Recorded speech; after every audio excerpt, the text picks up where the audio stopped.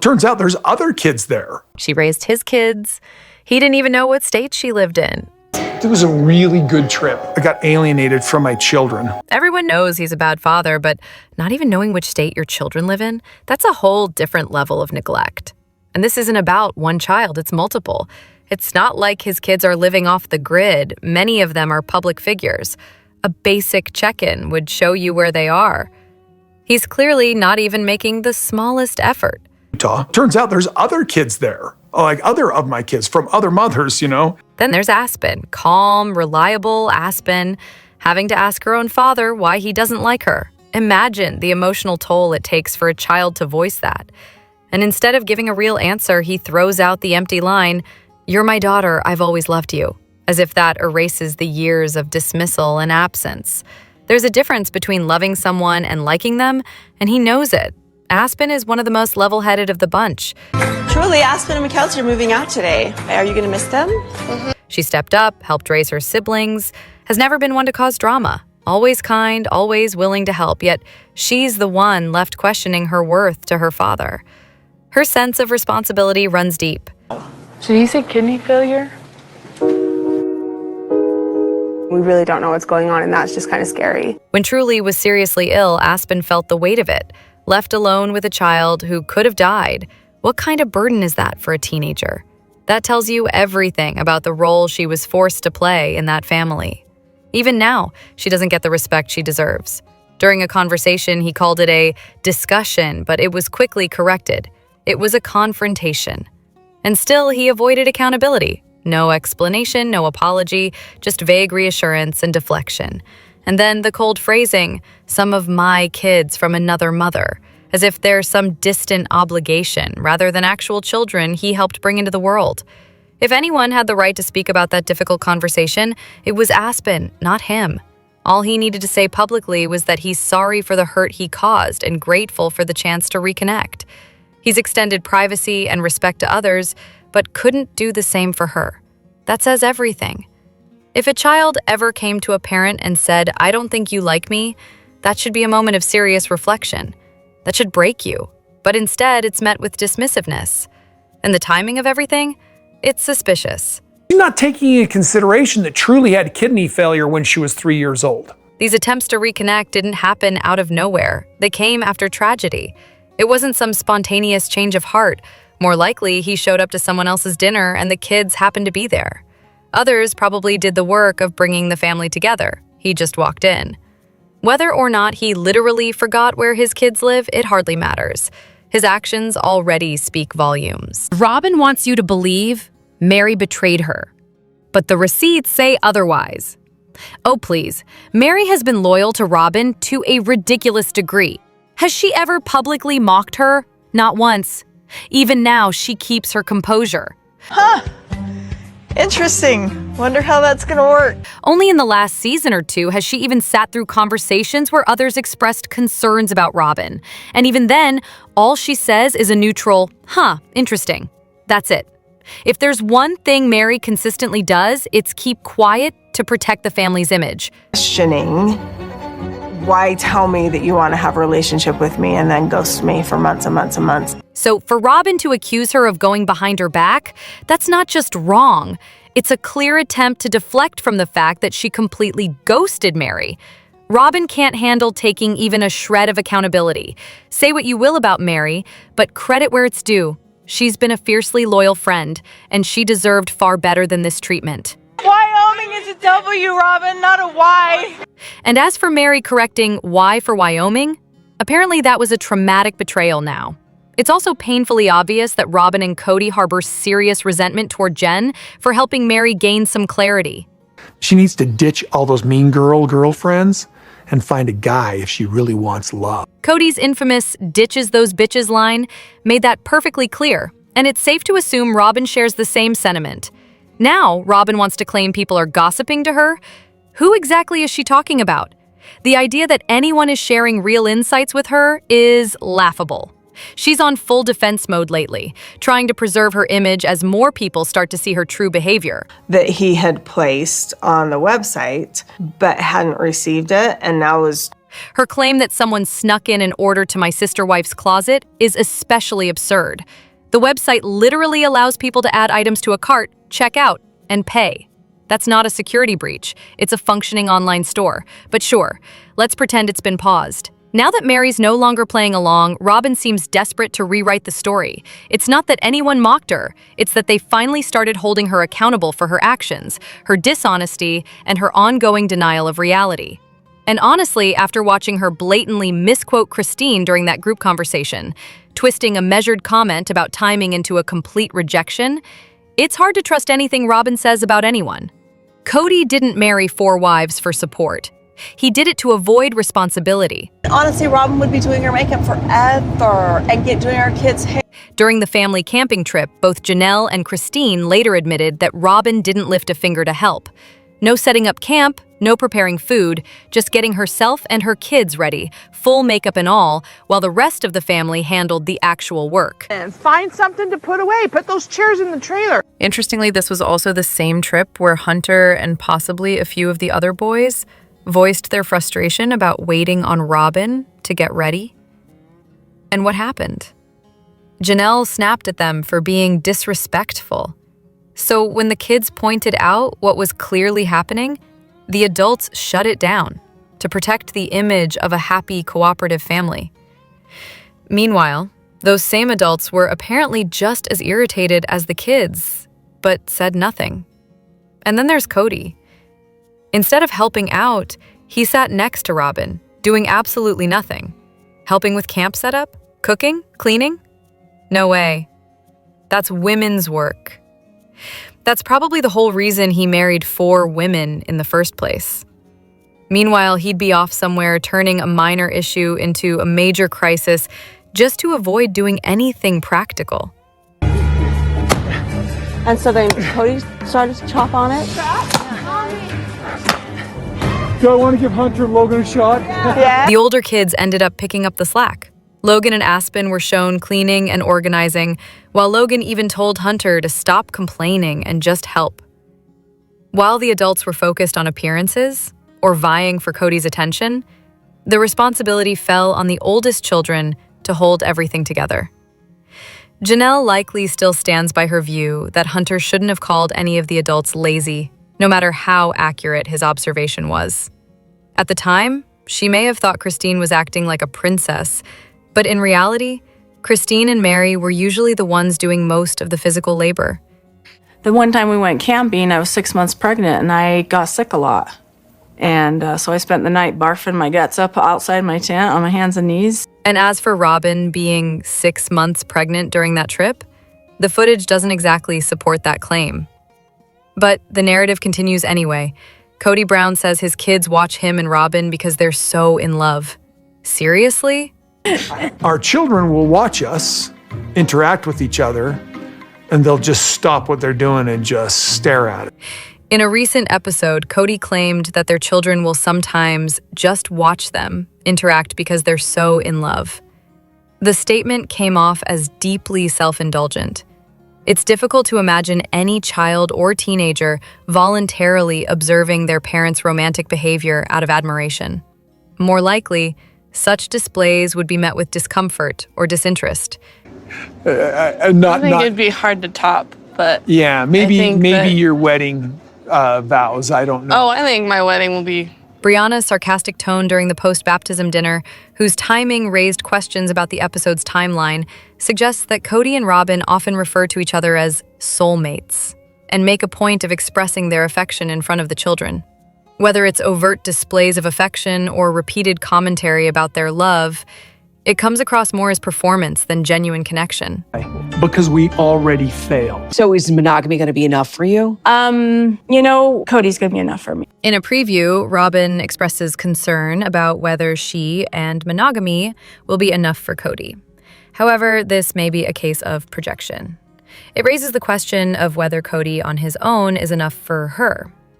A significant appeal of the polygamous lifestyle for Robin may have been the elevated status she held within that dynamic.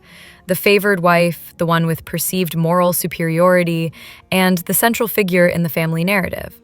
Without the context of sister wives, she is no longer the exception, just a singular partner in a standard monogamous relationship. The loss of that status, along with its associated attention and influence, may be difficult to reconcile. The idea that the children watch them because of how in love they are seems more fictional than factual. It fits a broader pattern of exaggerated storytelling designed to preserve an idealized image. That kind of narrative may serve a purpose, appearing emotionally invested in the family's breakdown while maintaining a marketable storyline.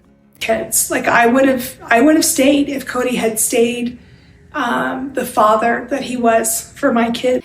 Additionally, Kody's consistent prioritization of Robin's children, seemingly at the expense of his other relationships, remains troubling. It reflects a larger pattern of selective parenting and misplaced emotional investment. Statements like these only add to the perception of disconnect from reality. The narrative being presented increasingly feels constructed, with sincerity taking a backseat to image control. Robin was never living polygamy. She was living monogamy with a title. Robin's involvement in the family has increasingly appeared performative, something done only when the cameras were around. I don't either. I don't think that Kody decided that he had this new person that was like this new... Her so-called support for Mary, for example, seems to have existed solely for show. When Gwen came out, Robin reportedly told her she should have saved the moment for filming, a comment that speaks volumes about where her priorities lie.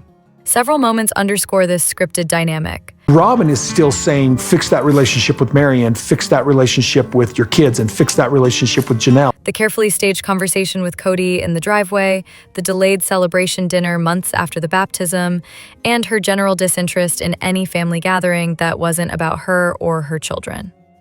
It often seems she would have preferred the other wives stay behind in Las Vegas while she and her children settled alone in Flagstaff.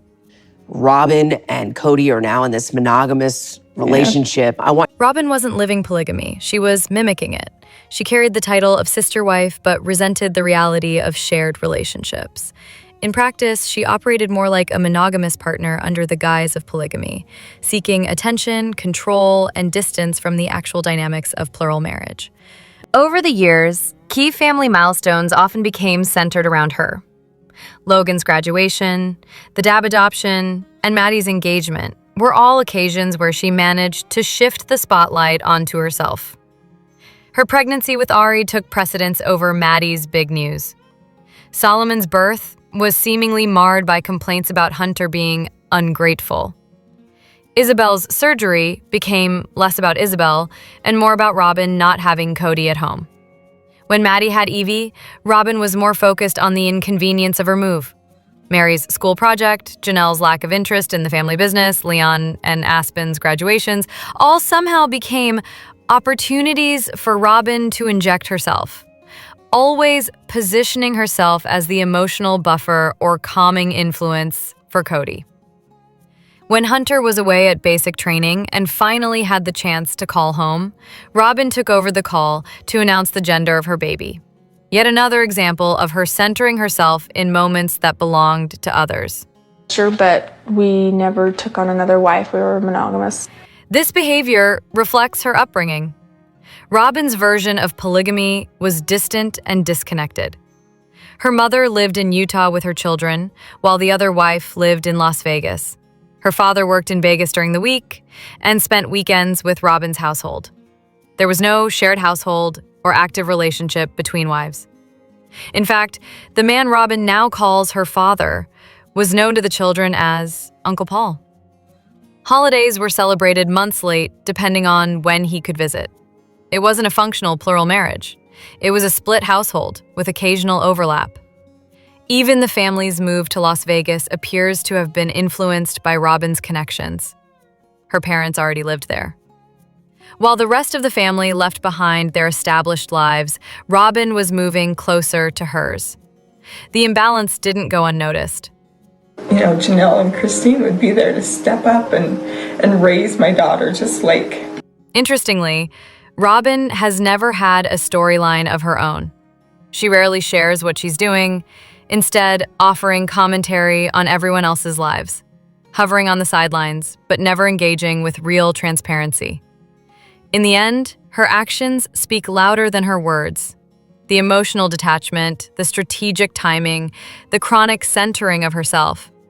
Together, they reveal someone who never fully embraced plural marriage. She accepted the label, but never lived the life. Everyone says Robin was Kody's soulmate, but what if it was Janelle all along? Janelle has invested in yet another undeveloped property, something straight out of the Coyote Pass playbook. At this point, it's hard to deny she, not Robin, may have been Kody's true soulmate in shared delusion. This is a lot of land. I would never, ever buy land like Janelle is. That's not my dream. Christine learned from the disaster that was Coyote Pass. Mary definitely got the message. Robin, if she ever stopped crying long enough to be honest, would likely admit she never wants to touch raw land again. But Janelle and Kody, still chasing the same dream. Is this the front yard or backyard? No, there's the windows that look at the mountain. This is the front, so that looks at the mountain. To be fair, Janelle was the only one who ever seriously attempted to live on Coyote Pass. She created real plans, explored multiple options, and even got architectural drawings for a house. Maddie and I, for you. Okay. So, we've been looking for property and we had the disappointment. Now, instead of clinging to that failed vision, she's chosen a new piece of land, this time closer to family, to start fresh. It's a more grounded version of the same dream with a far better shot at success. So I'm going to tell them that I bought a trailer. Janelle, your backyard's lovely. Of all the original group, she was the only one who genuinely tried to make rural land living a reality. Each of the wives seems to be thriving in the exact areas Kody once limited them. Mary has become financially independent. Christine is now involved in real estate, ironically the same field Kody used to talk about but never pursued. And Janelle, she's committed to developing land on her own terms. Despite everything, Janelle's new land venture appears to be more thought out than Coyote Pass ever was. She's already mapped out the location of her future home, and construction is reportedly underway. Even if only a small portion of the property is developed, say 10 or 15 acres, it would still be a far greater accomplishment than the years of indecision and inaction that defined Coyote Pass. The land may be raw timber rather than cleared pasture or a pre-developed farm, which adds complexity, but even this choice signals intent to build something functional rather than just sit on it. Progress, even on a small scale, stands in stark contrast to Kody's stagnant plans. It's good, which I don't see why anything would happen, but we're going to be flower farmers. Yeah, flower farmers. And then there's the symbolic win. Just the creation of Tata Farms as a concept has brought more tangible results than Coyote Pass ever did. That property increasingly looks like it was designed less as a family legacy and more as a financial safety net, for one household in particular. Robin's not the favorite wife, she's just the last one left standing. Right now, Robin's completely stonewalling the idea of a purchase. Kody and Robin appear to be barely holding their marriage together. While Robin has drawn criticism for various reasons, it's likely that Kody didn't treat her well during the separation from his other wives. She seems not only affected by public scrutiny, but also weighed down by constant tension in her relationship. It's really indicative of our crappy relationship, I guess. Kody often appears annoyed with her, and the atmosphere between them feels strained. A formal divorce seems unlikely. They have too much invested in maintaining appearances, but their relationship doesn't seem remotely happy. If a breakup were to happen, Robin might be the one to initiate it. I feel like you're not trying to protect it. I'm not going to negotiate with the kids on this. Kody's personality, often harsh, abrasive, and emotionally cold, has been well documented. And according to his daughter Gwen, he's even worse off camera. With his previous wives gone, Robin is likely to face more of his temper and discontent directly. Robin also seems financially dependent on the relationship. She reportedly struggles with overspending, and even if she received half of their assets, it likely wouldn't sustain her lifestyle for long. She has no visible source of income, hasn't held a full-time job in recent memory, and wouldn't be well positioned to enter direct sales or similar ventures. Lacking retirement savings or backup plans, she appears to be relying entirely on the stability of the marriage. I know that I can't stay away from you too much longer. Meanwhile, Kody seems increasingly insecure. He appears desperate for constant reassurance, seeking validation that he's still loved and wanted, despite being left by his other wives. I am not the head of this family. That kind of emotional neediness, particularly from someone who portrays himself as a dominant figure, likely puts further strain on the relationship.